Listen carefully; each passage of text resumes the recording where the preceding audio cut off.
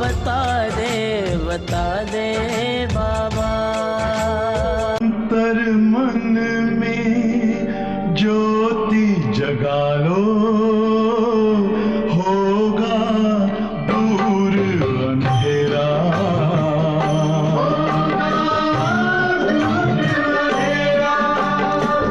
शिव का कर लो ध्यान, आ रहा पावन पुण्य सवेरा।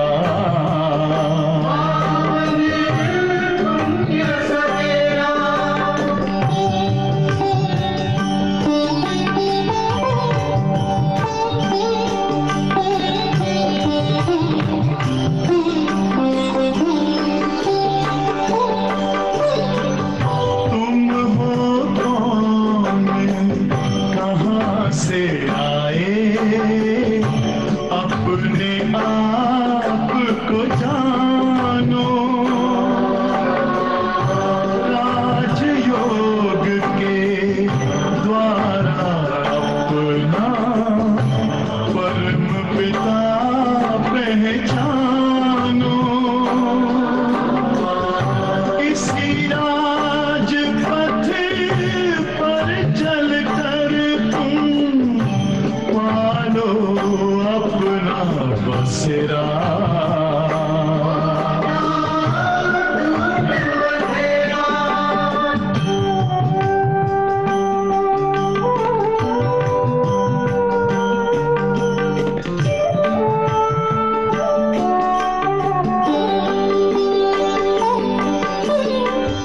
तुम हो आत्मा तन से न्यारे, परमात्मा को प्यारे। दिव्य गुणों को धारण करके योगी बनो दुलारे। ज्योति बिंदु ही तोड़ेगा ये माया मोह का घेरा।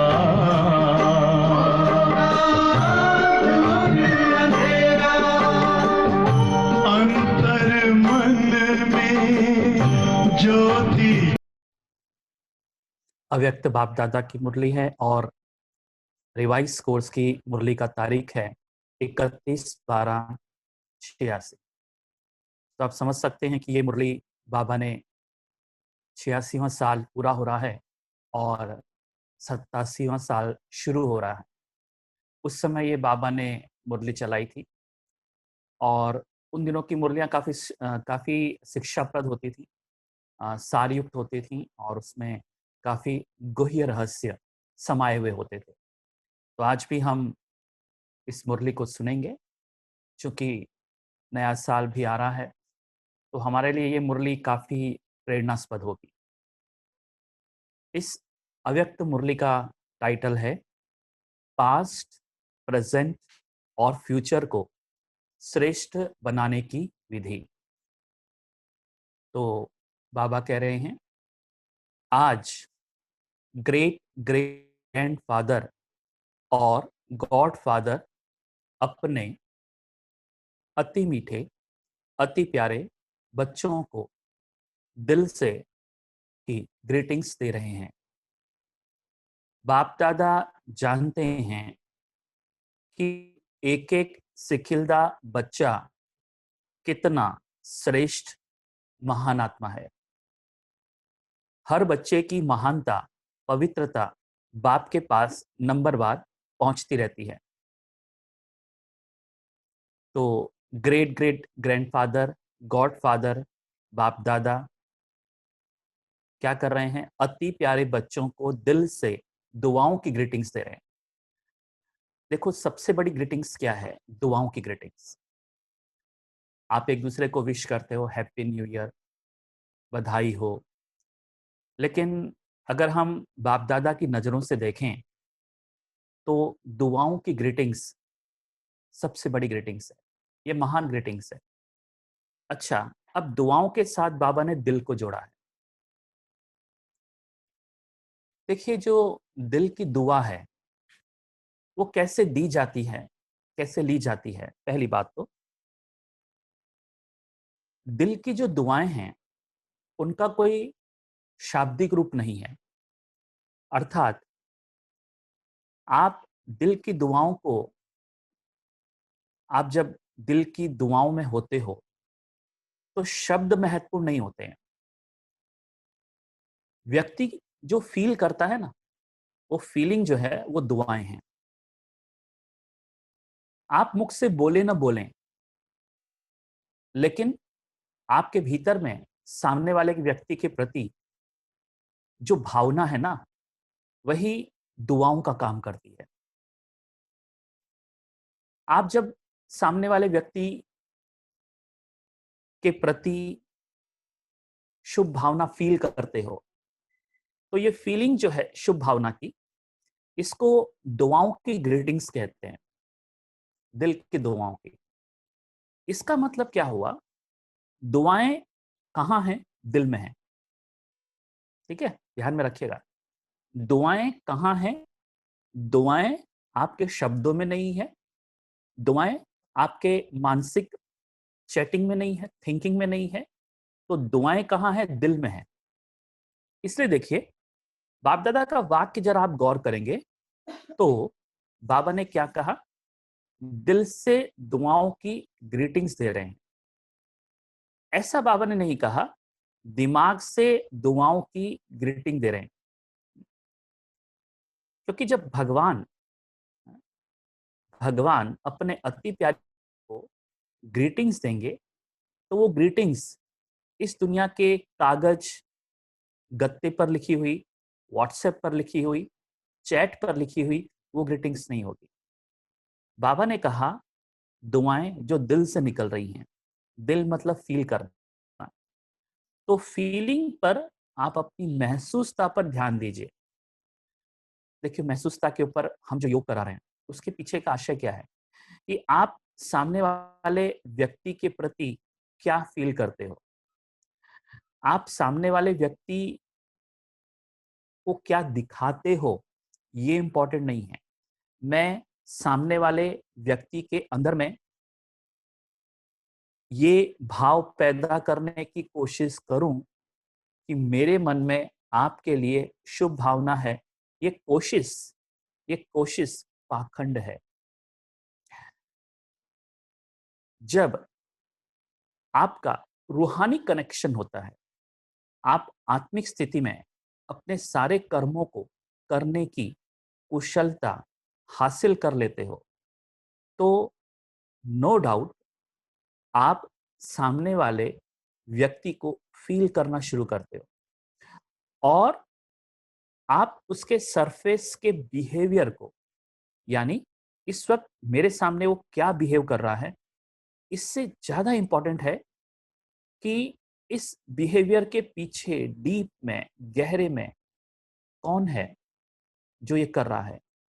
ठीक है, उससे जब आपका नाता जुड़ता है, उससे जब आपका नाता जुड़ता है तो आपके दिल में दुआओं के अलावा और कुछ भी नहीं होता।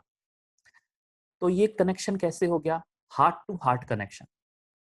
अच्छा, अब ये हार्ट है ना, ये संसार वालों ने इस हार्ट के बारे में बहुत ऐसी चीजें बोल दी हैं जिसका कोई जिसका कोई अर्थ नहीं होता है।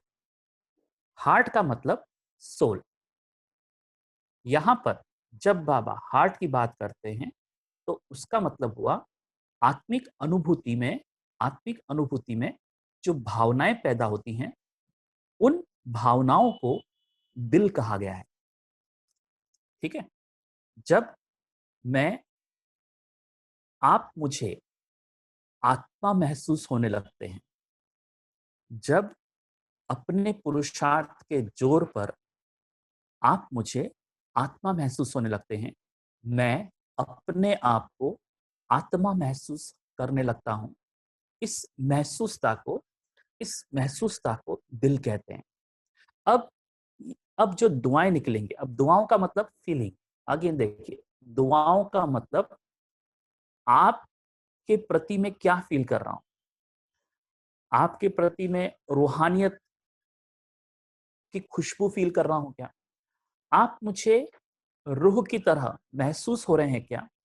ये जो रूह की तरह महसूस होना है, इससे क्या होता है, आपके मन में जो रूहानियत पैदा होती है, उस रूहानियत को कहते हैं दुआएं। ठीक है। जनरली हम दुआ देने की प्रैक्टिस करते हैं। ये सबसे बड़ा गुमराह अपने आप को धोखा देने का तरीका है। आप किसी को दुआ दे नहीं सकते हैं और न कोई आपको दुआ दे सकता है, न आप दे सकते हैं, न कोई और दे सकता है। दुआओं की लेन देन नहीं हो सकती, क्योंकि दुआएं आपकी महसूसता के केंद्र पर आधारित हैं कि आप क्या फील कर रहे हैं अपने अंदर में। ये बहुत मायने रखता है जहां तक कि दुआओं का संबंध है। अगर मैं आपको आत्मा की तरह महसूस नहीं करता हूं जब मैं आपकी तरफ देखता हूं, तो आप कभी भी दुआएं जो हैं दे नहीं सकते, क्योंकि दुआएं दी और ली नहीं जाती। दुआएं उस खुशबू की तरह है कि जब फूल खिलता है तो उसमें से जो सुगंध उठती है, ऐसे ही आत्मा जब खिल जाती है तो उसकी जो रूहानियत है, उस रूहानियत को दुआ कहते हैं। और ये जो रूहानियत है, ये आपने दी नहीं, आप चुपचाप खिल गए। पुरुषार्थ में अपनी आत्मिक स्थिति को महसूस करने लगे, और इस महसूसता से जो रूहानियत की खुशबू उठती है, जो सुगंध उठती है, ये सुगंध सामने वाले को सेंस होती है। ठीक है। इसको कहते हैं दुआ। इसको कहते हैं दिल की दुआओं से निकलने वाली ग्रीटिंग्स। ठीक है। दिल की दुआओं से निकलने वाली ग्रीटिंग्स क्या है? मैं पुरुषार्थ की ताकत से अब नॉन स्टॉप कंटिन्यूअस अपने आप को आत्मा महसूस कर पा रहा हूं, और मैं अपने आप को आत्मा महसूस कर पा रहा हूं। इसकी वजह से, इस महसूसता की वजह से, इस महसूसता को बार बार करने की वजह से सामने वाला व्यक्ति भी मुझे आत्मा की तरह महसूस होने लगा है। अब दुआएं जो हैं वो क्या हो रही हैं, ये महसूसता ही। शब्दों का कम से कम इस्तेमाल करो, ऑलमोस्ट निल। मेरी दुआ है कि आप आगे बढ़ें। देखिए, ये ये शब्दों में आपकी रियल जो दुआ है वो प्रकट नहीं होती है, निकलेगी नहीं। ये एक ढोंग भी हो सकता है, ये एक केवल शब्दों का माया जाल भी हो सकता है, और सामने वाला भी धोखा खा सकता है कि आपके मन में मेरे लिए दुआ है केवल शब्दों की ताकत से, और इसी शब्दों पर मोहित होकर हम इस संसार के कार्यों में धोखा खाते हैं। भले वो आपके बिजनेस की बात, रिलेशंस की बात हो, परिवार के संबंधियों की बात हो, शब्दों पर जब आपका ध्यान जाएगा तो धोखा खाओगे। शब्दों से परे हो जाओगे तो व्यक्ति को पहचान सकते हो। तो आज ये जो दिल की ग्रीटिंग्स की बात हो रही है, इस पर फोकस कीजिएगा। इसलिए उस पर बहुत कम ध्यान दीजिए। ठीक है, अब नया साल आ रहा है, आप अपने दोस्तों को हैप्पी न्यू ईयर कहेंगे, भले बोलो, व्हाट्सएप भले भेजो, पर एक ध्यान में रखना, ये दुआएं नहीं है। ये केवल दुआओं का शाब्दिक रूप है, इसमें दुआएं नहीं है, क्योंकि इसका कनेक्शन दिल से नहीं है, क्योंकि इसका कनेक्शन आत्मा से नहीं है। इसका कनेक्शन व्यक्ति जो ग्रीटिंग दे रहा है वो स्वयं बॉडी कॉन्शियसनेस में है। इसलिए दुआएं केवल शब्द रह जाते हैं, और उन शब्दों की महसूसता या इन शब्दों का कोई बहुत बड़ा असर नहीं होता है। सामने वाला थोड़ी देर के लिए खुश हो जाता है, पर वो दुआओं का रूप नहीं ले सकता। इसलिए हमारी दुआ, जहां तक कि हम बाबा के बच्चों का सवाल है, हमारी दुआ का संबंध दिल से है, दिल का संबंध आत्मिक अनुभूति से है। बाप दादा जानते हैं कि एक एक सिकिलदा बच्चा कितना श्रेष्ठ और महान आत्मा है। एक एक सिकिलदा बच्चा, एक एक प्यारा बच्चा कितना श्रेष्ठ और महान आत्मा है। ये है आपका रियल सीक्रेट, रहस्य। ये बहुत रहस्यपूर्ण है कि बाबा कहता है कि मेरा हर बच्चा बहुत श्रेष्ठ है, बहुत महान है। अब बच्चा अपनी श्रेष्ठता को, अपनी महानता को नहीं अनुभव कर पा रहा है, ये दूसरी बात है। लेकिन बाप दादा उस तक देखते हैं, उस भीतर तक देखते हैं, मुझे देखते हैं बाप दादा, मेरे शरीर को नहीं। और बाप दादा ये कह रहे हैं कि मेरा ये बच्चा, मेरा हर बच्चा, उसके अंदर में श्रेष्ठता और महानता दोनों ही इंक्लूडेड है। श्रेष्ठ भी है, महान भी है। इसका मतलब है कहां हम कमजोर पड़ जाते हैं? हमारी कोशिशों में, हमारे पुरुषार्थ में, हमारी साधना में, यहां हमारी कमी पड़ जाती है। हम अपनी उस श्रेष्ठता को, महानता को क्यों नहीं अचीव कर पाते हैं, क्यों नहीं प्राप्त कर पाते हैं? क्योंकि हम हमारी कोशिशों में कमजोर रह जाते हैं। वरना बाबा कहता है कि जो लास्ट बच्चा है बाबा का, वो भी बहुत श्रेष्ठ और बहुत महान है, और उतना ही श्रेष्ठ और उतना ही महान है जितना फर्स्ट नंबर। क्या कमी रह गई जो अपनी श्रेष्ठता को, मतलब इन दोनों में, एक फर्स्ट बाबा का बच्चा है, एक लास्ट है। एक ने अपनी फुल पोटेंशियल को, एक ने अपनी पूरी शक्ति को, पूरी श्रेष्ठता को, पूरी महानता को अनुभव कर लिया। वो महान बना नहीं, उसने अपनी महानता को अनुभव किया। दोनों में अंतर है। आप महान बनने की कोशिश करते हो, पहले नंबर वाला अपनी महानता को महसूस करने की कोशिश करता है। एक महान बनने की कोशिश कर रहा है, तो उसका पूरा ध्यान एक्सट्रोवर्ट है। एक अपनी महानता को अनुभव करना चाहता है, उसका पूरा ध्यान इंट्रोवर्ट है। यानी एक अंतर्मुखी है, एक अंतर्मुखी पुरुषार्थ कर रहा है, एक बहिर्मुखी पुरुषार्थ कर रहा है। जो ये सोचता है कि मेरे को महान बनना है, वो बॉडी कॉन्शियसनेस वाली लैंग्वेज को यूज कर रहा है। जो ये पुरुषार्थ कर रहा है कि मुझे अपनी महानता को महसूस करना है, और मुझे नहीं पता मेरी महानता का क्या रूप होगा, मुझे नहीं पता मेरी श्रेष्ठता का क्या अनुभव है, मेरी महानता का क्या अनुभव है।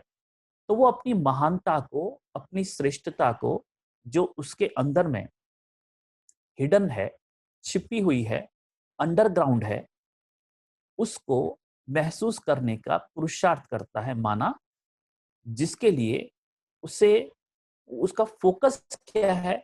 मुझे अपनी महानता को, श्रेष्ठता को अनुभव कर,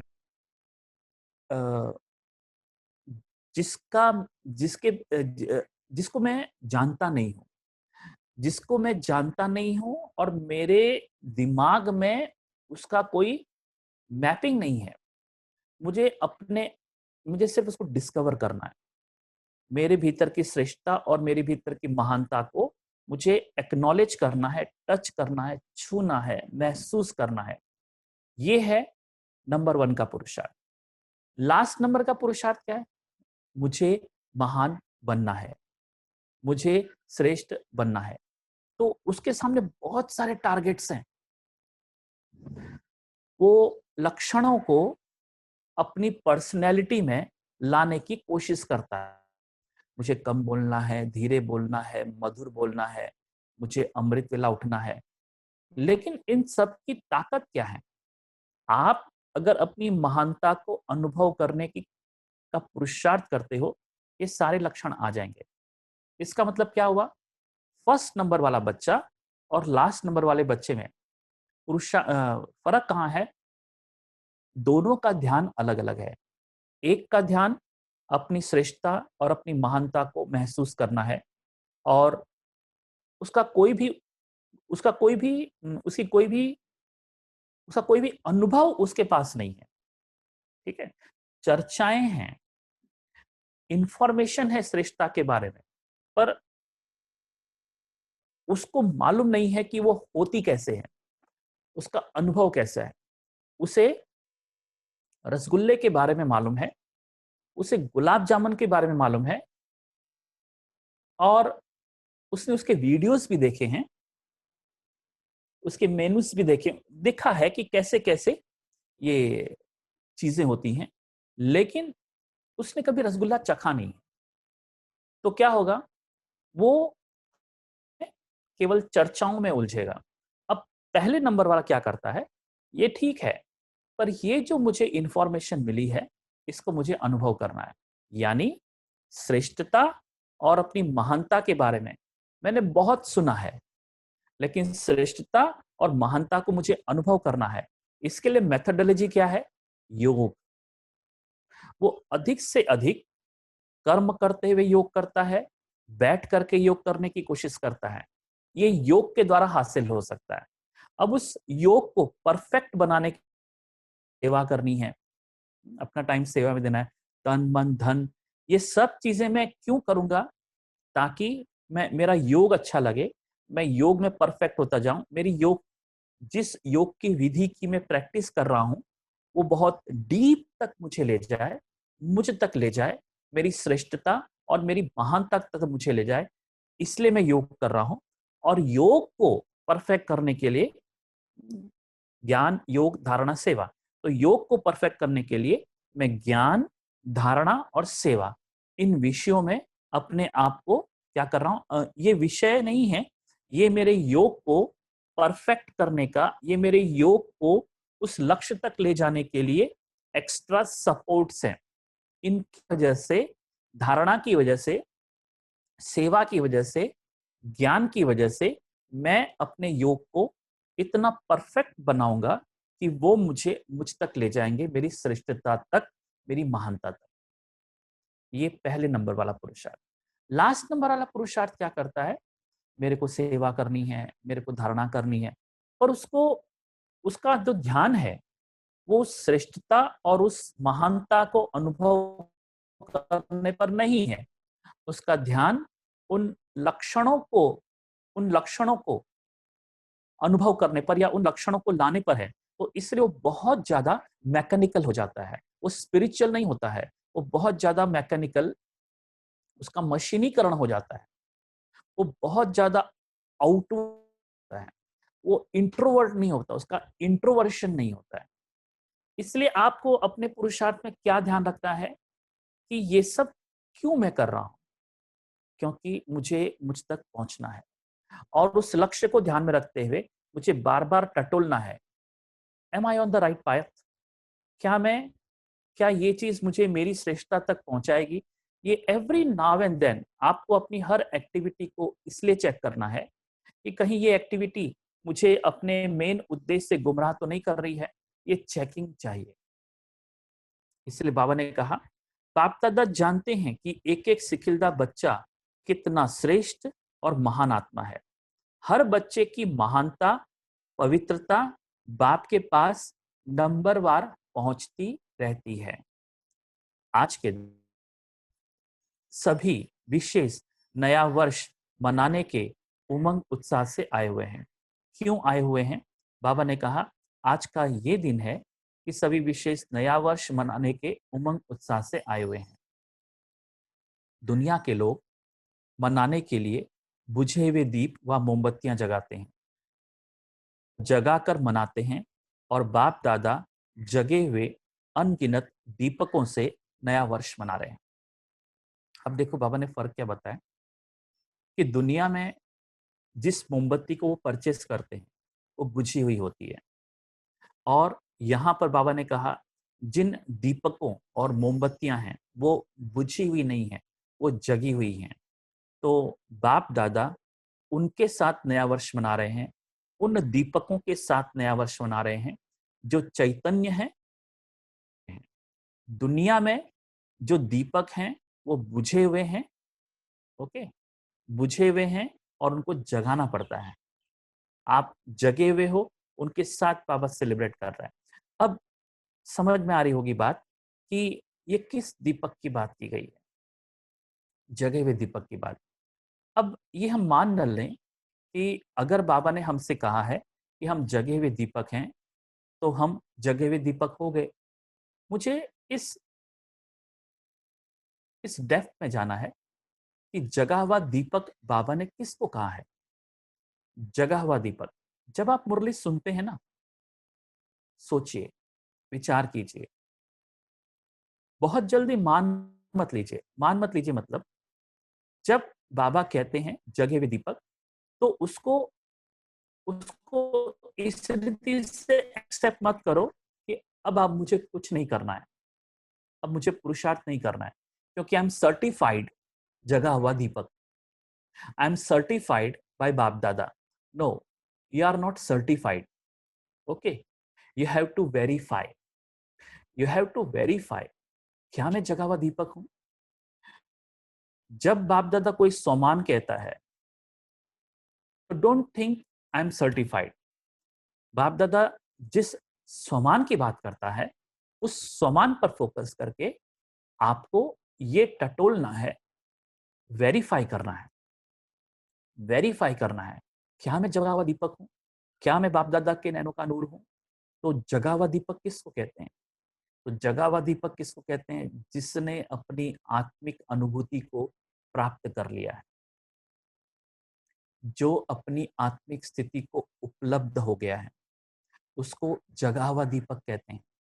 तो अब कहते हैं मैं किन अनगिनत दीपकों के साथ नया वर्ष मना रहा हूं, वो नहीं जो बुझे हुए हैं, वो जो जगे हुए हैं। इसका मतलब ये भी हुआ कि अगर मैं जगा हुआ दीपक नहीं हूं तो मुझे दिखाई पड़ेगा कि बाप दादा मेरे साथ नया वर्ष मना रहे हैं, लेकिन नहीं, सिर्फ जगा हुआ दीपक ही भगवान के द्वारा जो सेलिब्रेशन नए वर्ष का एक नए अर्थों में होगा या हो रहा है या हुआ, वो केवल उन जगे हुए दीपकों को ही सेंस होगा, महसूस होगा। आपकी उपस्थिति शारीरिक रूप से इतनी महत्वपूर्ण नहीं है, आपकी उपस्थिति आत्मिक रूप से बहुत इंपॉर्टेंट है। आत्मिक रूप में आप उपस्थित हो क्या, तो नए साल का सेलिब्रेशन आपका है। और अगर आप आत्मिक रूप से एब्सेंट हो तो आप नए साल में फिजिकली प्रेजेंट होते हुए भी, कैमरा के सामने होते हुए भी आप सेलिब्रेशन इवेंट में नहीं हो। फिजिकली आप ऐसा लगेगा कि मैं इस इवेंट में हूं, पर रूहानियत के रूप से आत्मिक स्थिति में आप एब्सेंट हैं। दुनिया के लोग मनाने के लिए बुझे हुए दीप व मोमबत्तियां जगाते हैं, वह जगाकर मनाते हैं, और बाप दादा जगे हुए अनगिनत दीपकों से नया वर्ष मना रहे हैं। बुझे हुए को जगाते नहीं है, जगाते नहीं, जगाकर फिर बुझाते नहीं। ऐसा लाखों की अंदाज में जगे हुए रूहानी ज्योति के संगठन का वर्ष मनाना, यह सिवाय बाप और आपके कोई नहीं मना सकता। तो आपका जो सेलिब्रेशन होगा वो बहुत ही वंडरफुल होगा। इसलिए आप अपने सेलिब्रेशन को दुनिया से कंपेयर मत कीजिए, और यही नए साल का सेलिब्रेशन है, ये धोखे में मत रहिए हम। लेकिन वो दीपक सिंबॉलिक होगा, प्रतीकात्मक होगा। केक काटेंगे, प्रतीकात्मक होगा। तालियां बजाएंगे, प्रतीकात्मक होगा। हम बैठेंगे, देखेंगे, प्रतीकात्मक होगा। ये सिर्फ प्रतीक होंगे। कहाँ बैठे हो? शरीर के अंदर, अपनी आत्मिक स्थिति में। दीपक क्यों जगा रहे हैं? इस स्थिति में, इस सिग्निफिकेंस में, इस प्रतीक में, कि मुझे मैं एक जागती ज्योत हूं, मुझे मेरी आत्मिक स्थिति का भान आ गया है, इस अर्थ में दीपक जगा है। इसलिए केक क्यों काट रहे हैं? मीठा है। आत्मिक स्थिति की अनुभूति ये दुनिया की सर्वोच्च मिठाई। तालियां क्यों बजा रहे हैं? खुशी है। एक ऐसी रूहानी खुशी मैंने अनुभव की है, पा ली है, जिसका कोई अंत नहीं है। अनंत और अविनाशी खुशी मैंने पा ली है। इसलिए नहीं कि बाहर सेलिब्रेशन हो रहा है, इसलिए नहीं कि बाहर सेलिब्रेशन हो रहा है, इसलिए नहीं कि बाहर कोई त्योहार हो रहा है। मैंने उसे अपने आप में पाया। अपनी आप की अनुभूति में मैंने अनंत और अविनाशी खुशी पा ली है। इसलिए आप खुश हो, इसलिए तालियां बजा रहे हो। कितना सुंदर जगमगाते दीपकों के रूहानी संगठन का दृश्य है। दीपक महसूस करते हैं आप सभी? तो ये जो रूहानी संगठन है,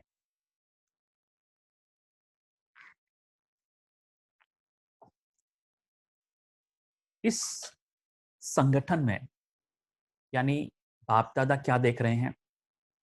बहुत सारे दीपक जगे हुए हैं। संगठन उनका है। कितना सुंदर जगमगाते दीपकों के रूहानी संगठन का दृश्य है। सबकी रूहानी ज्योति एक टिक एक रस चमक रही है। सब एक टिक एक रस चमक रही है। ठीक, ये बाप दादा देख रहे हैं। क्या देख रहे हैं?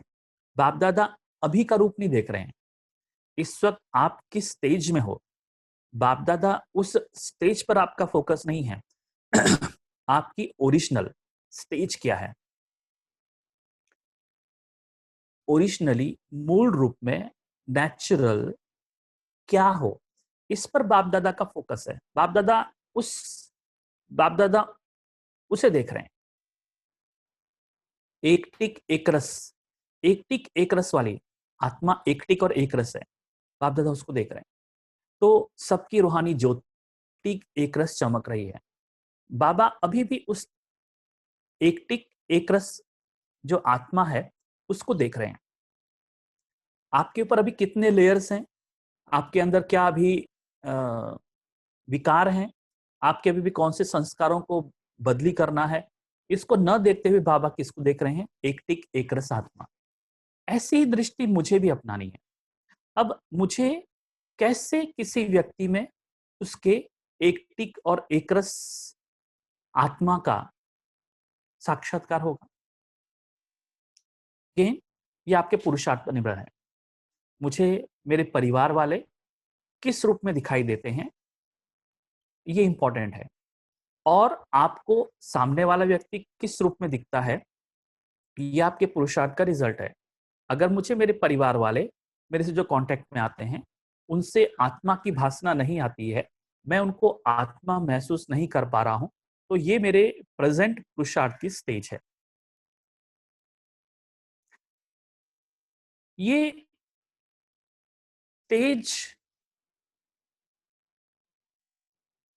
को आगे बढ़ाना है, क्योंकि आने वाला जो विनाश है उसमें इसी स्टेज की, इसी स्थिति की बहुत जरूरत होगी कि मुझे मेरे परिवार वाले, मेरे साथ काम करने वाले मेरे कलीग्स, उनसे आत्मा की महसूसता नहीं हो रही है, क्योंकि मैं स्वयं को आत्मा की महसूसता में इतना गहरा नहीं ले जा पा रहा हूं कि जिसकी वजह से मुझे सामने वाला व्यक्ति भी आत्मा दिखाई पड़े। तो अल्टीमेटली अगर मुझे सामने वाला आत्मा की महसूसता सामने वाले से आत्मा की महसूसता नहीं होती है, ऐसा नहीं लगता है कि सामने वाला जो व्यक्ति है वो अंदर बैठा हुआ है, अंदर भ्रिकुटी के अंदर बैठा हुआ है और मुझे देख रहा है, ये महसूसता बार बार पकड़ में नहीं आती है। हो तो यही रहा है कि आत्मा आंखों से देख रही है, राइट? क्या सामने वाला व्यक्ति, ऐसा तो नहीं ना कि उसके अंदर से आत्मा नहीं, सिर्फ आंखें देख रही हैं। सामने वाला व्यक्ति आंखों से देख रहा है, मुझे कानों से सुन रहा है और मुख से मेरे से बात कर रहा है, पर है कौन? सामने वाला व्यक्ति अंदर बैठा हुआ है। इसकी महसूसता मुझे पकड़ में नहीं आती है। मतलब मेरे बिना बोले, मेरे बिना सोचे विचार किए, अगर मुझे ऐसा नहीं होता है तो ये मेरे पुरुषार्थ की बहुत बड़ी कमी है। और इस कमी को अनदेखा मत करो, क्योंकि जितना इसको अनदेखा करोगे उतना आगे की परिस्थितियों में आप बहुत ज्यादा बहिर्मुखी होते जाओगे और ये जो बीके लाइफ मशीन की तरह एक बाहरी आवरण की तरह ही आगे बढ़ती रहेगी। तो बहुत इंपॉर्टेंट है, सबसे पहले इसको कहते हैं खैरात घर से शुरू होती है। तो पहले परिवार में इस महसूसता को लाओ। कहा ऐसा पुरुषार्थ करना है कि मुझे बोलने की जरूरत न पड़े, मुझे कहने की जरूरत न पड़े कि ये माँ आत्मा है, मुझे बोलने की जरूरत न पड़े। अब ऐसा पुरुषार्थ करो कि मुझे विचार करने की जरूरत न पड़े। अब महसूसता के फील्ड में आओ, अपने आप को ऐसा महसूस करो कि जो आपकी माँ है, जो आपका बेटा, जो आपका पति है, वो आत्मा की तरह महसूस होने लगे। अंदर से बोलते हुए, अंदर से देखते हुए, अंदर से सुनते हुए आपका पूरा ध्यान शरीर के, चेहरे के अंदर फोकस हो जाए कि अंदर से कोई बोल रहा है। मुझे ऐसा नहीं वो क्या बोल रहा है, मुख से बोल रहा है नहीं, अंदर से कोई बोल रहा है, अंदर बैठकर कोई देख रहा है, ऐसी महसूसता हो। अब ये जो मैं आपसे बोल रहा हूं, इसको आपको चिंतन नहीं करना है, इसको रिपीट नहीं करना है, इसको बाय हार्ट नहीं करना है। इसको ऐसा दिखता है क्या, ऐसा दिख रहा है क्या? अगर ऐसा दिखने लगे, ऐसा महसूस होने लगे, आपका पुरुषार्थ अपग्रेड हो रहा है। उस वरना सालों साल बैठे रहोगे, वर्ष बीत जाएंगे और आप जैसे कहते हैं ना कि एकदम डल हेड हो जाओगे, बुद्धू कह लें, या उमंग उत्साह समाप्त हो जाएगा। ये ध्यान में रखना। सबके मन में एक बाबा, यही लगन रूहानी दीपक को जगमगा रही है। अब सुनिए बाबा ने क्या कहा। एक बाबा, ये जो रूहानी ये यही लगन रूहानी दीपक को जगमगा रही है। दीपक की जगमग क्या है? दीपक के आगे एक शब्द बाबा ने यूज किया, रूहानी। रूह को बाबा ने दीपक कहा, ठीक है, लेकिन उस दीपक की जो रोशनी है, जो जगमगाहट है, उसका बेस क्या है? उसका बेस है एक बाबा। मेरा तो एक बाबा, दूसरा न कोई। ये उसकी जगमगाहट है। अब जब सबके मन में एक बाबा ये शब्द निकलेगा, यदि एक शब्द है, तो ये कैसे होगा? ये कैसे पॉसिबल है? अब मुझे मुरली सुनने वाले को, इस अव्यक्त वाणी सुनने वाले को सोचना है, विचार करना है। देखिए, जो आप सुन रहे हो ना, ये कोई पोथी नहीं सुन रहे हो, ये कोई भागवत कथा नहीं चल रही है दुनिया के हिसाब से। सांसारिक भागवत कथा नहीं है, दुनियावी रामायण नहीं है, दुनियावी कोई शास्त्र नहीं है। यहाँ एक व्यक्ति बैठा है, चातक पक्षी की तरह हम सुन रहे हैं, और बाबा की हर एक एक वाक्य को हम जानने की कोशिश कर रहे हैं। इसका कनेक्शन मेरे पुरुषार्थ से कैसे है? हम इसे केवल एक रामायण की तरह, एक पोइट्री की तरह, एक प्रवचन की तरह, सो कॉल्ड प्रवचन की तरह न सुन। हम यहाँ पर किसी महाराज के बोल नहीं सुन रहे हैं। हम यहाँ पर हर बोल के अंदर में उस हर बोल को तोड़ रहे हैं। तोड़ नहीं रहे हैं, तोड़ रहे हैं, तोलना। हर बोल की जो वेटेज है ना, उसको जानने की कोशिश कर रहे हैं कि ये वचन बड़े भारी हैं, ये वचन बहुत वैल्यूबल है, इसके एक एक शब्द में बहुत गहराई है। और अगर हम हर बोल को, बोल पर हम इस वे से न विचार करें, न सोचें, तो हम कभी भी अपने आप को डिस्कवर नहीं कर पाएंगे। एक बाबा यही लगन जगमा रही, एक बाबा ये लगन। अब लगन शब्द इंपॉर्टेंट है। लगन मतलब क्या हुआ है कि मेरी मेरी जो लगन है, मैं किससे लग गया हूं, मैं किससे जुड़ गया हूं, मैं बाबा से जुड़ गया हूं। लगन का मतलब होता है प्रेम, लगन का मतलब होता है मोहब्बत, लगन का मतलब होता है कि एक बाबा के सिवाय अब इस दुनिया में मैं किसी से भी अटैच नहीं रहा। मैं हर एक के साथ कर्म कर रहा हूं, पर मेरा पूरा अटैचमेंट बाबा के साथ हो गया है। ये अटैचमेंट कह लो, लेकिन ये एक सच्चा प्यार। और सच्चे प्रेम की अगर फिर परिभाषा करें, सच्चे प्रेम को अगर फिर समझने की कोशिश करें, एक, जब तक आप आत्मा की महसूसता से जुड़े नहीं हैं, तो उसे सच्चे प्रेम का डेफिनेशन नहीं करना, उसे सर्टिफाइड मत करना सच्चा है। सच्चे प्रेम को, सच्चे प्रेम को आत्मा का सपोर्ट लगता है। आत्म अनुभूति, आत्म महसूसता, मेरा अपना स्वयं का रियलाइजेशन ही मेरे सच्चे प्रेम का आधार है। और अगर ऐसा नहीं है, तो आप जिस लगन की बात कर रहे हो, ये लगन आपका झूठा भी हो सकता है, और केवल आप एक केवल आप मेस्मराइज हो सकते हो कि ये मेरा लगन बाबा के साथ बहुत है। बाबा उस टाइप के लगन को नहीं चाहता जो मीरा की है। ये मीरा से भी बढ़कर लगन है, क्योंकि मीरा की लगन कृष्ण से थी, और वो एक फिजिकल लगन थी, वो एक बाहरी था। लैला मजनू भी एक एक शरीर का भान उसमें किसी न किसी परसेंटेज में था।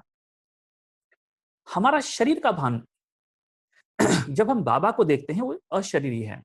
जब मैं अपने आप को अशरीरी देख सकूं, तो ये जो अशरीरी टू अशरीरी, ये जो प्रेम है, इसी प्रेम को लगन कहते हैं। ये प्रेम ये प्रेम आकर्षित करता है, ये प्रेम आकर्षित करता है, और इसी आकर्षण को लगन कहते हैं। तो क्या कहा बाबा ने? सबके मन में एक बाबा, यही लगन रूहानी दीपक को जगमगा रही है। यानी हम दीपक तभी जगमगा सकेंगे, हमारी जगमगाहट का आधार है एक बाबा, इसकी लगन। एक संसार, एक संकल्प, एक स्थिति है, यही मनाना है। What is celebration?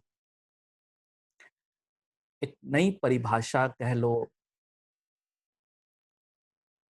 सेलिब्रेशन का, मनाने का नया भाव कह लो, इशारा कह लो बाबा का, कि बाबा रियल सेलिब्रेशन किसको मानते हैं, या रियल मनाना क्या है। डेफिनेटली हो सकता है कि हम बाबा के बच्चे जिस सेलिब्रेशन को सेलिब्रेशन समझ रहे हैं, उस सेलिब्रेशन से हमारे मन को निकालने के लिए, उस सेलिब्रेशन में हम डूब न जाएं, उस सेलिब्रेशन में हम खो न जाएं, उस सेलिब्रेशन को ही आध्यात्मिकता न समझ लें, उस सेलिब्रेशन को ही रूहानियत न समझ लें। हम उसमें, उस सेलिब्रेशन में, इस सेलिब्रेशन, उस भूल भुलैया में, उस चक्रव्यूह में, उस चक्रव्यूह में इतने न फंस जाएं कि उसी को ही सेलिब्रेशन समझ लें। इसलिए बाबा ने क्या कहा? एक संसार, एक संकल्प, एक स्थिति, यही मनाना है। नए साल में नए साल का जश्न, नए साल की रौनक, नए साल का सेलिब्रेशन क्या है? एक संसार, एक संकल्प, एक स्थिति, यही मनाना है, यही बनकर बनाना है, यही बनकर बनाना है। एक संसार कौन? बाबा। एक संकल्प, मेरा तो एक शिव बाबा, दूसरा न कोई। एक स्थिति, अगर ऐसी आपकी स्थिति बन गई तो बाबा कहते हैं you are in a celebration mode. तो ये एक अलग टाइप का सेलिब्रेशन है और बहुत कम इस सेलिब्रेशन को सेंस कर पाएंगे। वो सेलिब्रेशन 2 घंटे में खत्म हो जाएगा, 1 घंटे में खत्म हो जाएगा, लेकिन ये जो सेलिब्रेशन है ये नॉन स्टॉप कंटिन्यूस आपके भीतर में चल सकेगा। हम में से कितने लोग इस सेलिब्रेशन में पहुंच गए हैं? हम में से कितने लोग, ये सेलिब्रेशन चल रहा है, ये लॉन्ग लास्टिंग सेलिब्रेशन है। एक संसार, एक संकल्प, एक स्थिति। इस समय विदाई और बधाई दोनों का संगम है। इस समय मतलब नए साल का विदाई और नए साल की पुराने साल को विदाई दे रहे हैं, नए साल की बधाई है। ठीक है, पुराने की विदाई है और नए को बधाई है। इस संगम समय पर सभी पहुंच गए हैं, इसलिए पुराने संकल्प और संस्कार के विदाई की भी मुबारक है। किस चीज की विदाई? क्या पुराने साल को विदाई देंगे? अगेन बाबा हमारी बुद्धि ये स्थूल जगत की विदाई से बाहर और नए साल की बधाई से बाहर निकाल रहे हैं। जो एक general regular so called traditional ritual way में हम किसी को हैप्पी न्यू ईयर कहते हैं, उसमें बाबा हमारी बुद्धि को नहीं अटका रहा है, बुद्धि को बाहर निकल रहा है। देखो, समझदार को इशारा काफी होता है, ऐसा कहते हैं। ठीक? तो बाबा कहता है कि इसमें ज्यादा उलझो नहीं और इसे मनाते वक्त ये चीज नहीं भूलो कि क्या, देखो साल तो विदाई ले लेता है पर बच्चों के संस्कार विदाई नहीं लेते हैं। नया साल तो आ जाता है, बच्चों के ईश्वरीय संस्कार नहीं आ पाते हैं। नए संस्कार जो ईश्वरीय हैं, रूहानियत से भरे हैं, गॉडली हैं, वो बच्चों में नहीं आ पाते। तो न विदाई हो पाती है संस्कारों की पुराने, न नए ईश्वरीय संस्कारों का इमर्ज होना होता है। तो हम केवल पुराने संस्कार की विदाई, पुराने साल की विदाई और नए साल की बधाई, इससे अपनी बुद्धि को निकालें, क्योंकि ट्रेंड ही ऐसा है दुनिया का। आपको happy new year, happy new year, happy new year की कई बधाइयां आपके व्हाट्सएप पे ओवरलोड हो जाएंगे। पूरा स्टफ, पूरा कचरा इकट्ठा हो जाएगा। और हम बाबा के बच्चे भी हम बाबा के बच्चे भी इसमें क्या है ना, पूरी तरह डूब गए हैं। इतना स्थूल जगत हमारे भीतर में घुस गया है कि सूक्ष्म बातें अब हमारी बुद्धि में घुसती नहीं है। कई कहते हैं भाई जी अव्यक्तवाणी समझती नहीं है। मैं सिंपली उनसे कहता हूं, तुम इतना व्यक्त जगत में डूब गए हो कि बाबा की अव्यक्त वाणी तुम्हें लोरी के अलावा और कुछ नहीं लगेगी। इन अव्यक्त वाणियों में इतनी अव्यक्तता है, इन अव्यक्त वाणियों में इतनी अव्यक्तता है कि ये अव्यक्त वाणियां तुम्हें अव्यक्त बना सकती हैं।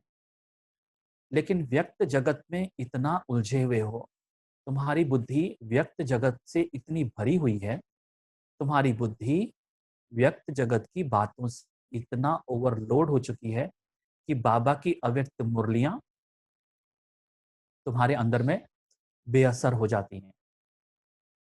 ये बीच में जो व्यक्त भाव है, ये व्यक्त दुनिया की बातें हैं, इनको जीरो करने की कोशिश करो। जो योग के अभ्यास आपको बताए जा रहे हैं, उसका उद्देश्य क्या है? व्यक्त भाव से तुम बाहर निकलो ताकि बाबा की अव्यक्त वाणियों को, उनकी गहराइयों को तुम महसूस कर, उसको सेंस कर सको। इसीलिए आप किस बुद्धि से बाबा की अव्यक्त वाणी को समझना चाहते हो? आप बॉडी कॉन्शियसनेस में रहकर व्यक्त दुनिया की बातों पर विचार करके, व्यक्त दुनिया की बातों को, व्यक्तियों को, वस्तुओं को, वैभव को अपनी बुद्धि में रखते हुए इन अव्यक्त वाणियों को तुम सिर्फ पढ़ते हो, तुम सिर्फ पढ़ते हो। और इस पढ़ने में कौन पढ़ रहा है? जिसके दिमाग में, जिसकी बुद्धि में, जिसके मन में रात दिन व्यक्त व्यक्तियों का, व्यक्त दुनिया का सारी जो उटपटांग चीजें हैं वो घूमती रहती हैं, तो ऐसा व्यक्ति अव्यक्त वाणी को कुछ नहीं समझ सकता, कुछ नहीं। वो बिल्कुल नहीं समझेगा और कभी बन भी नहीं पाओगे। ये अव्यक्त वाणियां तुम्हारे लिए ज्यादा से ज्यादा लोरी का काम करेगी और तुम्हें अव्यक्त वाणी सुनते हुए अच्छी खासी नींद आ जाएगी। देखो कई लोगों के लिए अमृत वेला क्या है? बैठकर सोने का टाइम। सोने का टाइम क्या है? लेटकर सोने का टाइम। अमृत वेला क्या है? बैठकर सोने का टाइम। मुरली क्या है? सोते सोते मुरली सुनने का टाइम। बैठकर बैठकर सोते हुए मुरली सुनने का टाइम। तो ये व्यक्ति अव्यक्त कैसे बन पाएगा? विचार कीजिए। ये अव्यक्त वाणियां क्या है पता है? अव्यक्त स्थिति को पहुंचने के सुराग हैं, सूत्र हैं, गहरे सूत्र हैं। अगर आप इन अव्यक्त वाणियों को समझना चाहते हो तो अव्यक्त स्थिति पर पहले फोकस करो। इन अव्यक्त वाणियों पर विचार सागर मंथन नहीं चाहिए। इन अव्यक्त वाणियों को समझने के लिए सबसे पहले अव्यक्त स्थिति चाहिए और अब अव्यक्त स्थिति को महसूस करते हुए जब आप इन अव्यक्त वाणियों को पढ़ते हो तो अव्यक्त स्थिति अव्यक्त स्थिति इन अव्यक्त वाणियों को पढ़ते हुए अव्यक्त एक्सप्लेनेशन, जिस एक्सप्लेनेशन में तो वो अव्यक्त स्थिति का एक्सप्रेशन होगा। सॉरी। एक अव्यक्त स्थिति में जब व्यक्ति पहुंच जाता है, उसका अनुभव करता है, फिर इस अव्यक्त वाणी को पढ़ता है, तो अव्यक्त वाणी का जो एक्सप्लेनेशन होगा उसमें उसकी अव्यक्त स्थिति के नो डाउट आज इस पूरे यज्ञ में अव्यक्त वाणी को हर कोई अपने अपने लेवल पर समझा रहा है, पर हर एक ने यह महसूस किया है कि अव्यक्त स्थिति जब तक हमारी नहीं बनती है, ये नहीं कि मुरली पढ़ने के पहले, बल्कि सारे दिन में आप अगर अव्यक्त स्थिति में नहीं हैं, तो अव्यक्त वाणियों को पढ़ते वक्त आप इन अव्यक्त वाणियों की जो समझ अपने आप में डाउनलोड करोगे, जो डाउनलोड होगा, ज्यादा कहना ये ज्यादा अच्छा होगा, अव्यक्त स्थिति में अव्यक्त वाणियों को पढ़ते हुए जो अव्यक्त समझ डाउनलोड होगी वो बहुत पावरफुल होगी और उस अव्यक्त वाणी को जब आप दूसरों को समझाओगे तो वो आपका चिंतन नहीं होगा, बल्कि आपकी अव्यक्त स्थिति का एक्सप्रेशन होगा। वो एक्सप्लेनेशन नहीं होगा, वो एक्सप्रेशन होगा। थोड़ा समझने की कोशिश कीजिए। Expression and explanation. Explanation is the part of your mind. Expression is the part of your stage. आपकी अव्यक्त स्थिति एक्सप्रेस होना और आपने अव्यक्त स्थिति पर चिंतन की माइंड का काम है। तो दो तरीके से इस मुरली को समझाया जा सकता है। यू डोंट हैव अव्यक्त स्थिति की आपको अनुभूति नहीं है and you are using your mind, your thinking process, logical analytical, आपका जो मन है जिसको कोई अनुभव नहीं है अव्यक्त स्थिति का, तो आपका माइंड उस पर चैट कर रहा है और उसको एक्सप्लेन कर रहा है। I am talking about explanation, मतलब समझा रहा है। और एक है कि आप अव्यक्त स्थिति का आपको बहुत काल का अभ्यास है, फिर आप हर कोई भी अव्यक्त स्थिति ले लीजिए, जब आप उसको स्वयं पढ़ते हो तो आपके अंदर में जो उसकी एक्सप्लेनेशन डाउनलोड होती है, जो आपके माइंड ने क्रिएट नहीं किया है, एक्सप्लेनेशन इज डाउनलोडेड। ठीक है। एक्सप्लेनेशन जो डाउनलोड होती है, आपकी अव्यक्त स्थिति उस अव्यक्त एक्सप्लेनेशन को डाउनलोड करती है और अब जब आप उसको एक्सप्लेन करते हो तो वो एक्सप्लेनेशन नहीं, एक्सप्रेशन होती है। Okay, that expression is uploaded now. वो एक्सप्रेशन फिर आप अपने आप को, आप उस अव्यक्त स्थिति को एक्सप्रेस कर रहे होते हो और सामने वाला उस एक्सप्रेशन को बहुत गहराई को महसूस करता है या उसको सेंस होता है कि ये अव्यक्त स्थिति, ये अव्यक्त मुरली नहीं है, पर इस अव्यक्त मुरली के पीछे बहुत अव्यक्त इशारे हैं। किसी चीज की ओर ये इशारा कर रही है, ये आपको भी महसूस होगा और सुनने वाले को। इस संगम समय पर सभी पहुंच गए हैं, इसलिए पुराने संकल्प और संस्कार के विदाई की भी मुबारक है और नए उमंग उत्साह से उड़ने की भी मुबारक है। बाप दादा देखो मुबारक क्या दे रहे हैं, क्या कहा बाबा ने, इस संगम समय पर सभी पहुंच गए हैं, इसलिए पुराने संकल्प और संस्कार के विदाई की भी मुबारक है और नए उमंग उत्साह से उड़ने की भी मुबारक है। ऐसा नहीं कहा बाबा ने नए साल की मुबारक है। गौर कीजिएगा, नए उमंग उत्साह से उड़ने की, एक नया उमंग उत्साह, अब मुझे उड़ने की तैयारी रखनी है, अब मुझे उड़ना है ये साल। तो वो जो ये उड़ना है, आगे प्रोग्रेस करना है, या जो भी एक नया इशारा मुझे अव्यक्त वाणी से मिला है, अब उसको अपनी लाइफ में लाना है, इस बीके लाइफ में लाना है, उसका जो उमंग उत्साह पैदा हो रहा है ना, बाबा ने कहा इसकी मुबारक। और पुराने संकल्प, पुरानी विचारधारा, पुरानी सोच और पुराने संस्कार को विदाई, इसकी मुबारक दे रहा हूं। और चूंकि आप संगम पर पहुंच गए हो, इसकी मुबारक दे रहा हूं। अब देखिए, बाप दादा की मुबारक हैप्पी न्यू ईयर नहीं है, बाप दादा की मुबारक कुछ और है, इशारा कुछ और दे रही है। तो बाप दादा के लिए नया साल सिर्फ डेट चेंज नहीं है, बाप दादा के लिए नया साल सिर्फ चेंज ऑफ ईयर नहीं है। अब 2020 से 2021 में प्रवेश कर रहे हैं, ये बहुत मायने नहीं रखता, ये कैलेंडर की डेट्स बाबा के लिए मायने नहीं रखती है। क्या मायने रखती है? वो डेट जिस दिन आपने अपने पुराने संकल्प को स्वाहा कर दिया, वो डेट जिस दिन आपने अपने पुराने संस्कारों को विदाई दे दी, वो डेट जिस दिन आपने संकल्प किया कि अब उमंग उत्साह से ऊंचाइयों को छूना है, इस डेट को, ये डेट इंपॉर्टेंट है। और यही डेट हमारे लिए वो डेट है जिसको बाबा कह सकता है happy new life. It is not year, it is the life.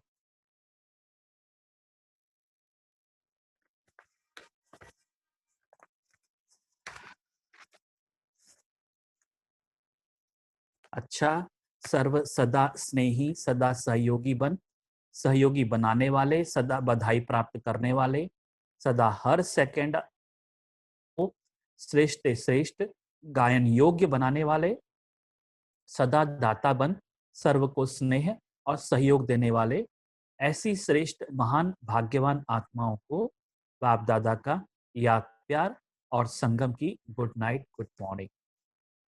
वरदान है आज का। हर सेकंड और संकल्प को अमूल्य रीति से व्यतीत करने वाले अमूल्य रतन भव। कह रहे हैं संगम युग के एक सेकंड की भी बहुत बड़ी वैल्यू है।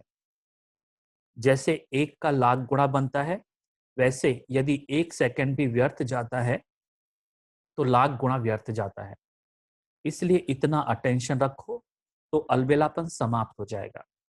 अभी तो कोई हिसाब लेने वाला नहीं है, लेकिन थोड़े समय के बाद पश्चाताप होगा, क्योंकि इस समय की बहुत वैल्यू है। जो अपने हर सेकंड, हर संकल्प को अमूल्य रीति से व्यतीत करते हैं, वही अमूल्य रतन है, बनते हैं।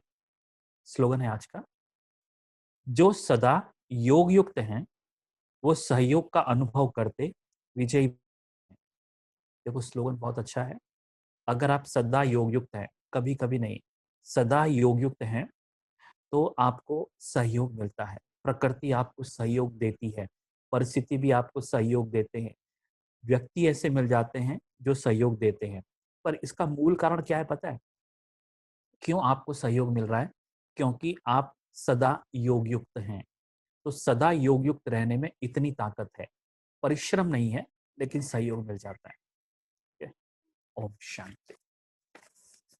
कुछ सूचनाएं सुनेंगे हम सभी।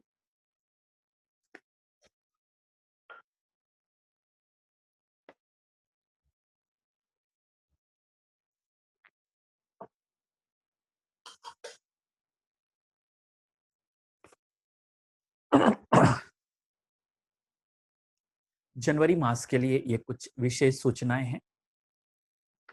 सबसे पहले तो 1 जनवरी से रेगुलर बेसिस पर यहाँ पर शुरू हो जाएंगे चूंकि जनवरी मास तपस्या मास है, इसलिए शेड्यूल कुछ इस टाइप का होगा, खास करके जनवरी मास के लिए। सुबह की जो क्लास होगी वो 7 बजे से 10 बजे तक होगी। इसमें 7:30 से 8:30 बजे तक मुरली होगी, मुरली क्लास रहेगी, और 8:30 से 10 बजे तक फिर योग रहेगा तपस्या मास के लिए। जनवरी मास है, तपस्या मास है। और शाम का टाइमिंग रहेगा 5 से 8। सुबह का 7 से 10 है, वो 5 से 8 है। और इसमें 5:30 से 6:30 मुरली होगी, फिर 6:30 से 8 बजे तक योग रहेगा। जो भी क्लास में आएंगे उनके लिए मास्क अनिवार्य रहेगा, और आपको हैंड सैनिटाइजर की व्यवस्था यहाँ पर की जाएगी। हाथों को सैनिटाइज करके ही आप सेवा केंद्र पर आएंगे। बच्चे, बुजुर्ग और बीमार व्यक्ति बिल्कुल ना आएं, ये ध्यान में रखें, क्योंकि कोविड-19 का भी ये समय चल रहा है, प्लस नया कोविड भी आ रहा है, नया वायरस भी आ रहा है, तो काफ़ी कुछ हमें अपने आप को सेफ रखना है। तो हम एक सेफ्टी पॉइंट ऑफ व्यू बच्चे, बुजुर्ग और बीमार व्यक्ति न आएं, इसका ध्यान रखेंगे हम भी रखेंगे और आप भी रखेंगे। जिन्हें अपने परिवार के सदस्यों की स्वीकृति प्राप्त है, केवल वे ही मुरली क्लास में आए, क्योंकि हो सकता है जब आप मुरली क्लास में आ रहे हों तो आपके घर वाले आपको स्वीकृति न दें। तो ऐसा नहीं कि उनसे झगड़ा करके, उनसे रूठ करके आप यहाँ पर आए, क्योंकि समय ऐसा है। रेगुलर क्लास के लिए हम कभी मना नहीं करते थे पहले, लेकिन अब तो ये समय वैसा है कि हम, चूंकि ये समय वैसा चल रहा है, तो जब तक परिवार की स्वीकृति ना हो, अगर वो मना करते हैं तो प्लीज आप न आए। यहाँ जब आप आते हैं तो हाथ मिलाना, नजदीक जाकर बातें करना, गले मिलना, क्योंकि बहुत दिनों से मिल रहे हैं तो गले मिलने की भी दिल होती है, ये स्ट्रिक्टली निषेध है, ऐसा बिल्कुल नहीं करें। एक क्लास में हम 15 से 17 भाई बहनों को ही अलाउ कर देंगे, ये आपके ध्यान पर हो। सोशल डिस्टेंसिंग रखते हुए कुर्सियों की अरेंजमेंट यहाँ पर की जाएगी क्लास के अंदर। क्लास में आते जाते वक्त एक साथ मिलकर आप लोग नहीं आएंगे, बातें करते करते आप नहीं आएंगे, सेपरेट रहेंगे। सोशल डिस्टेंसिंग का ध्यान रखते हुए भी आना जाना करेंगे। ओके, जो भी कुछ बोलना करना है फिर वो आप गेट के बाहर करें, लेकिन सोसाइटी प्रीमाइसिस के अंदर आपको सोशल डिस्टेंसिंग मेंटेन करना है और मौन का पालन करें।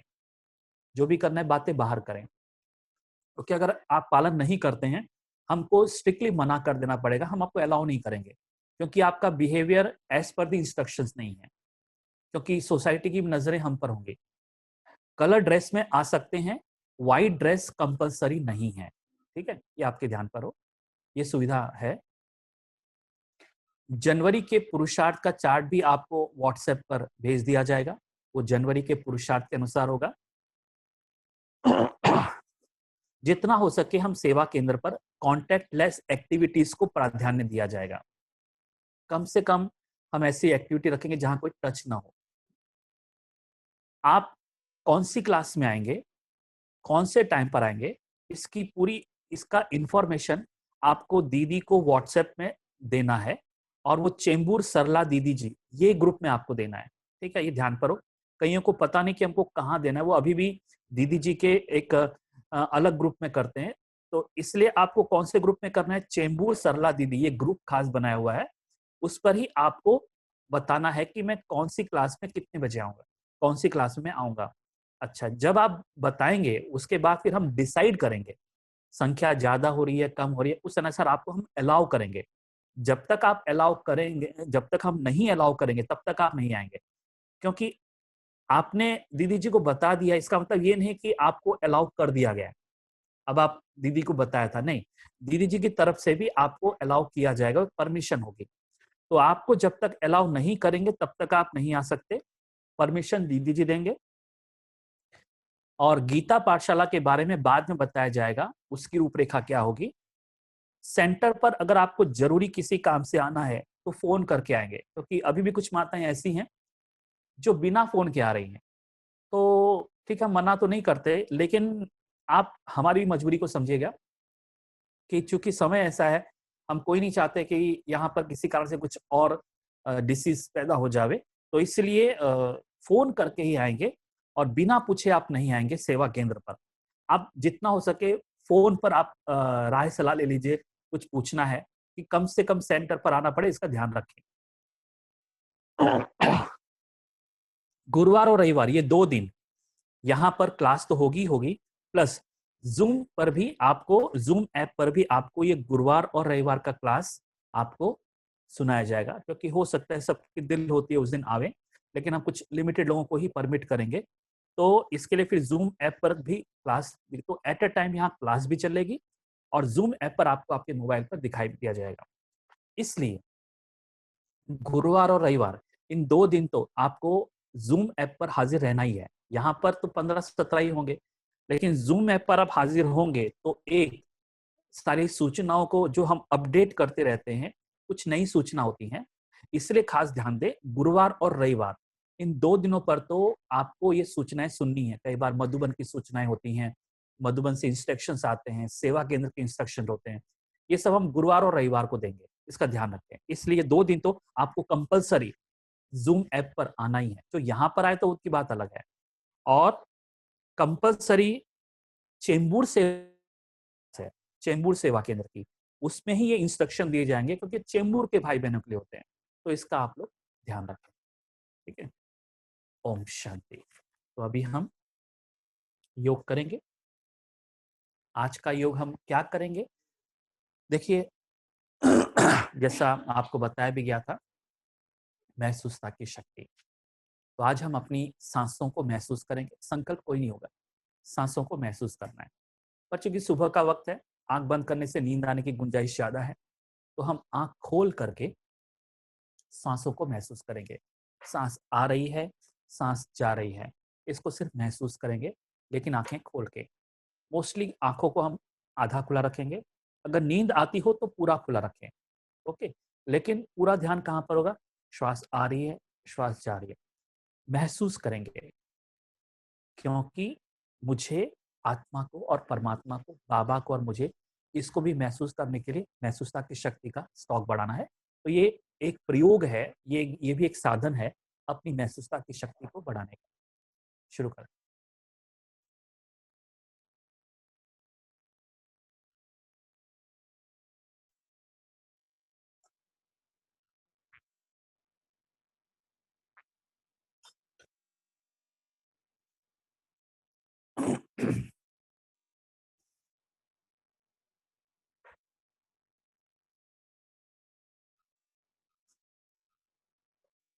शरीर को सीधा रखते हुए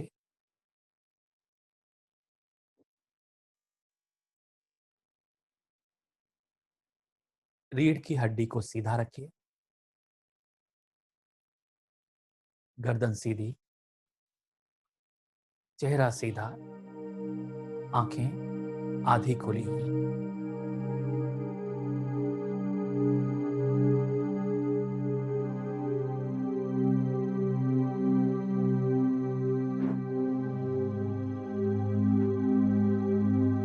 आंखों को सहज रूप से खुला रखना है।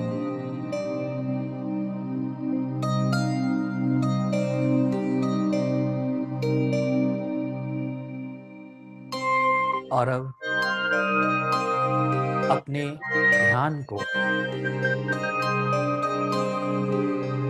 अपनी श्वासों पर एकाग्र कीजिए।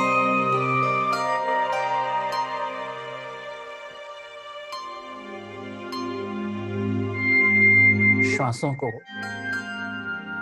महसूस करना है।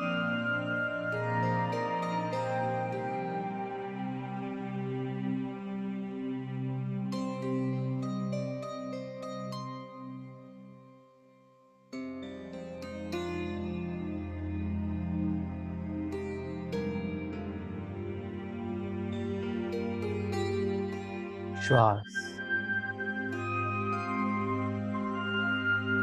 भीतर जा रही है,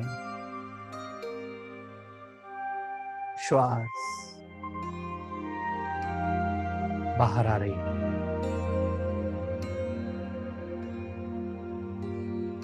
महसूस कीजिए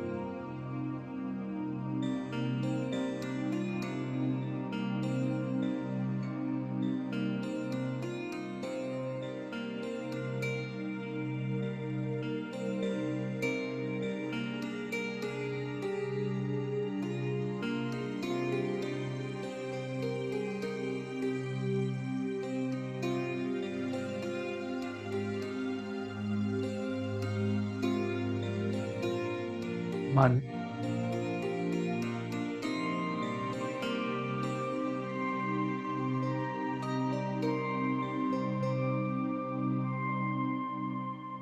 भागने की कोशिश करेगा,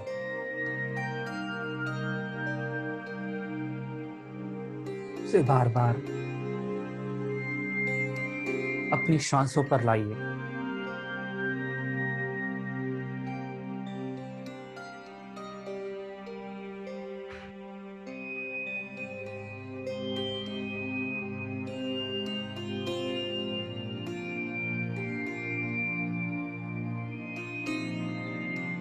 आंखें बंद होने लगें,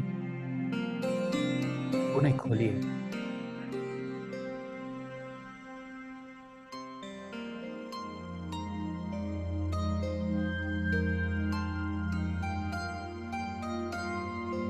आंखें खुली हैं,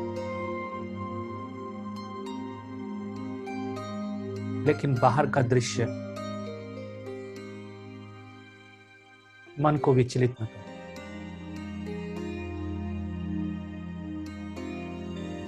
आप केवल आती जाती हुई श्वासों पर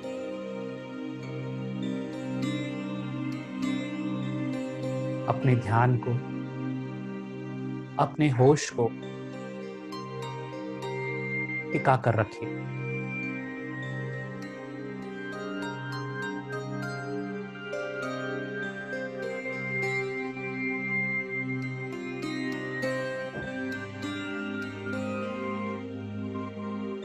श्वासों को अपने आप चलने दीजिए।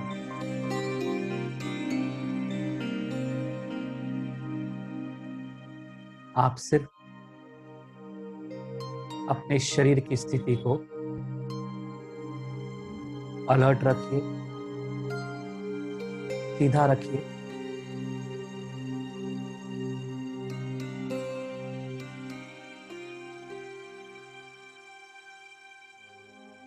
न श्वासों की गति बदल,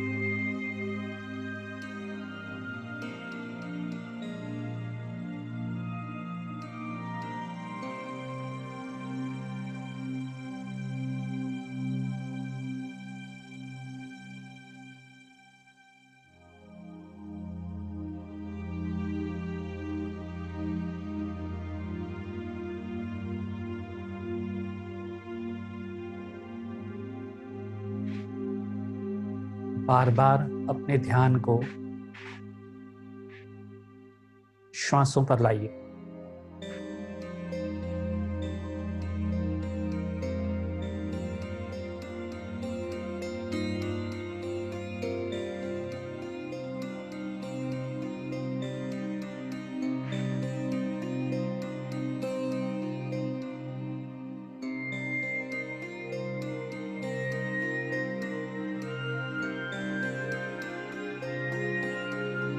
हर श्वास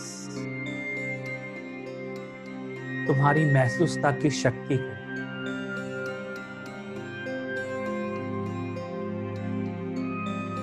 बढ़ाती है।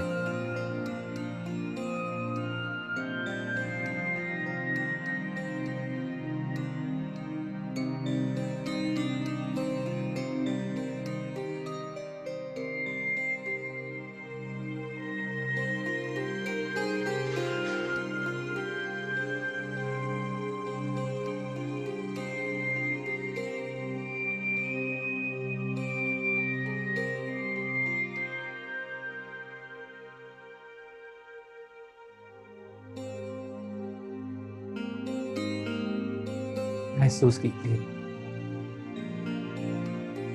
श्वास जब भीतर जाती है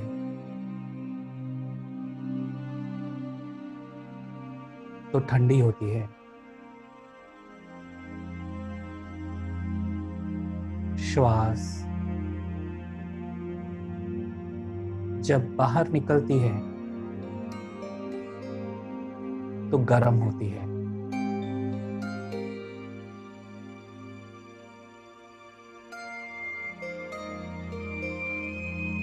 इसे महसूस करने की कोशिश कीजिए।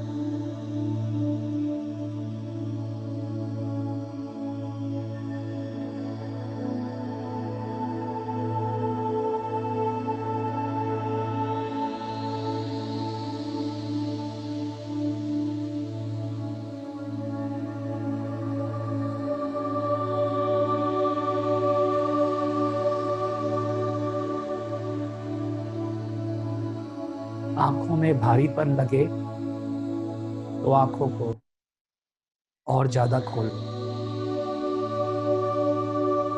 लेकिन ध्यान श्वासों पर बनाए रखो।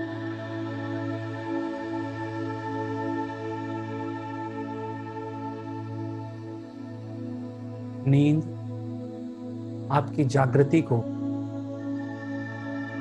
धीमा करने लगती है, इसलिए नींद का हल्का नशा भी हो, आंखों को थोड़ा और खोल दीजिए।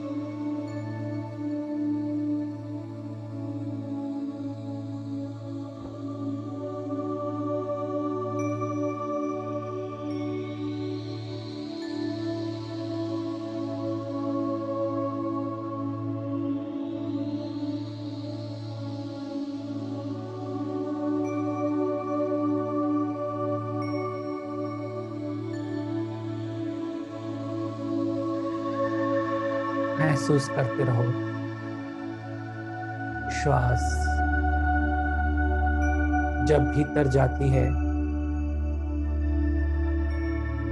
तो ठंडी है।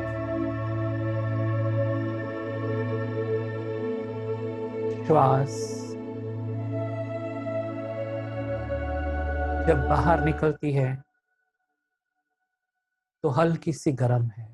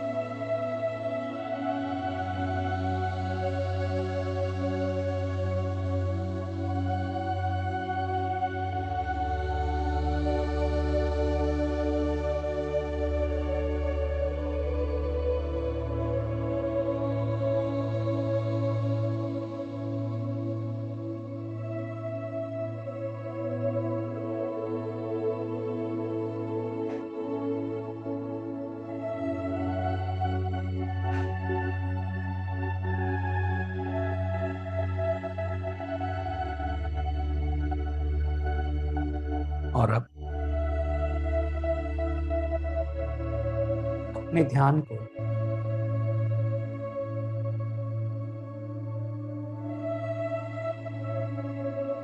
उस क्षण पर केंद्रित कीजिए जब श्वास बाहर निकलती है तो थोड़ी देर के लिए, कुछ सेकंड्स के लिए अपने आप रुक सी जाती है और फिर नई श्वास भीतर जाती है अपने आप। नोट कीजिए, जब श्वास बाहर निकलती है और नई श्वास अंदर जाती है,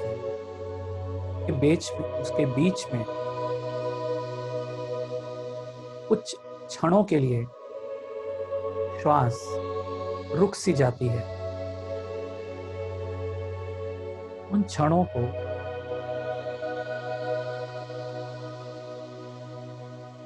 महसूस करो,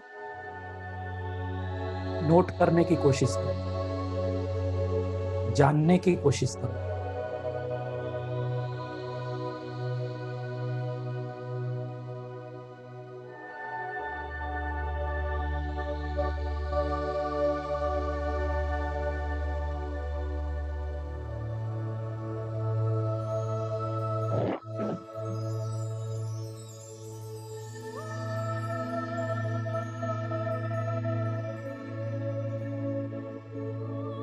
श्वास भीतर गई, श्वास बाहर निकली, श्वास थोड़ी देर के लिए रुक सी गई और फिर श्वास भीतर जाती है। ये अपने आप हो रहा है, आप साक्षी होकर के इसे देख रहे हो।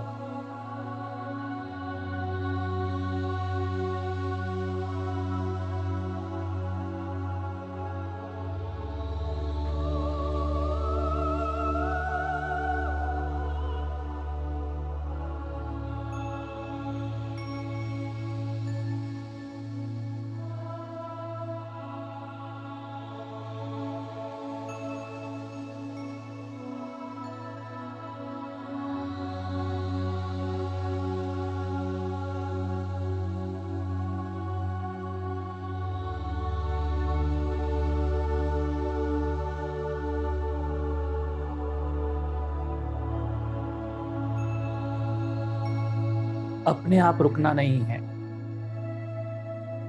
श्वासें अपने आप रुकेंगी कुछ क्षणों के लिए। जब मन बहुत गहरी शांति में उतरता जाता है तो श्वास बहुत धीमी चलती है।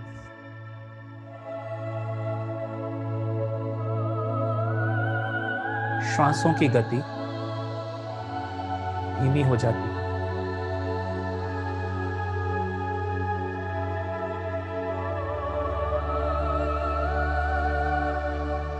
नोट करते रहिए,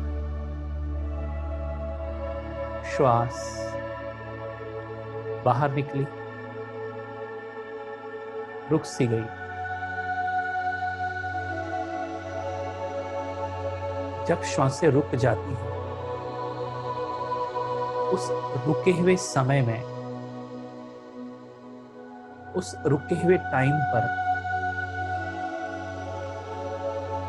आप उसे महसूस करो, श्वासों का रुकना थोड़े समय के लिए, कुछ सेकंड्स के लिए।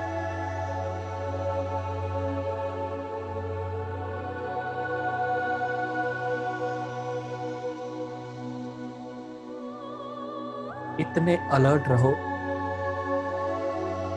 इतने चौकन्ने रहो कि जब श्वासें रुक जाती हैं तो आप उसे नोट कर सकते हैं, आप उसे जान सकते हैं।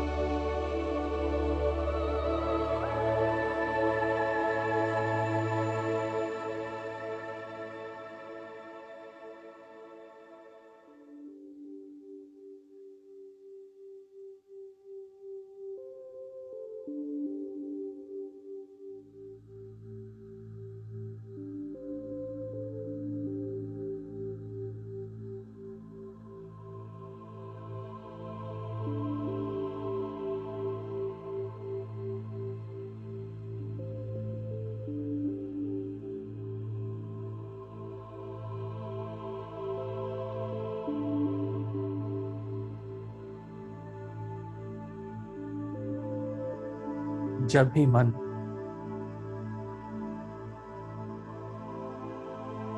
बहुत सारे कार्यों में उलझा हुआ हो, जब भी आप देखो आप किसी कार्य में बिजी हो गए हो बहुत, अचानक ये योग करना,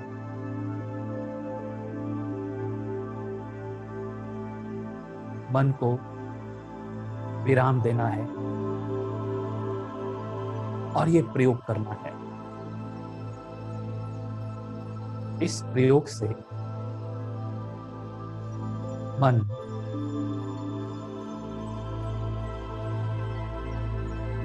स्वकेंद्रित, शांत होता जाएगा। 5 मिनट इस प्रयोग को करना। जब भी आप अपने आप को बहुत बिजी महसूस करने लगो,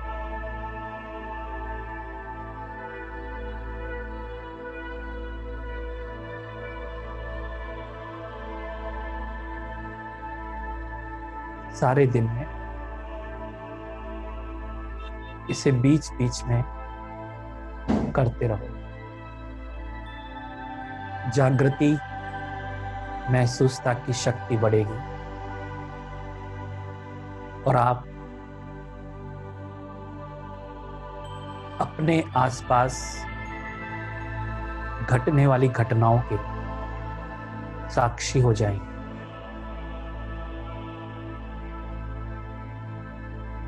मन उन घटनाओं में, उन कार्यों में अचल अडोल होता जाएगा।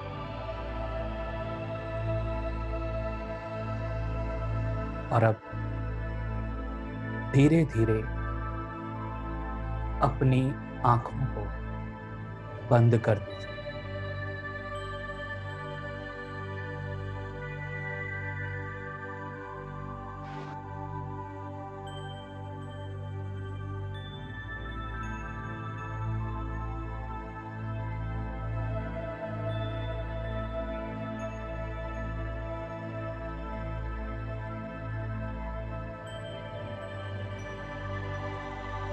और अब आहिस्ते आहिस्ते अपनी आंखों को खोल दीजिए, आहिस्ते आहिस्ते।